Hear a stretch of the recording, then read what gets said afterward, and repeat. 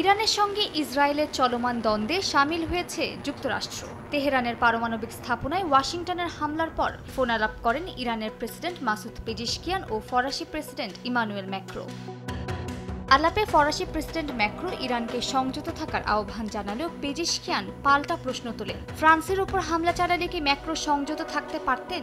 ইরানি president স্পষ্ট করে বলেন, যুক্তরাষ্ট্র হামলা চালিয়েছে এবং শাস্তি তাদের পেতেই হবে। পেজিশকিয়ান অভিযোগ করেন, ওমানের মধ্যস্থতায় যুক্তরাষ্ট্রের সঙ্গে পরোক্ষ আলোচনা চলাকালেই তেহরানের পারমাণবিক স্থাপনায় হামলা চালানো হয়েছে। এই হামলা শুধু আস্থার ঘাটতিই নয়, বরং যুক্তরাষ্ট্রের কথিত শান্তি ও সংলাপের মুখোশ খুলে দিয়েছে। প্রেসিডেন্ট আরও জানান, ইরান কখনো যুদ্ধ শুরু করেনি, কিন্তু আক্রমণের মুখে আত্মরক্ষার অধিকার রাখে। তিনি আরও জানান, ইরান সংলাপ চাইলেও হুমকির মুখে তারা সিদ্ধান্ত পরিবর্তনে বাধ্য হয়েছে। অন্যদিকে জার্মানির গণমাধ্যমে সাক্ষাৎকারে ইরানের উপপররাষ্ট্রমন্ত্রী মাজিদ তাখত রাভানচি জানান, শান্তিপূর্ণ উদ্দেশ্যে পরমাণু কর্মসূচি চালিয়ে যাবে তেহরান। তিনি বলেন, ইরান এনটিপির সদস্য, তাই এর আওতায় নিজেদের আত্মরক্ষার অধিকার আছে।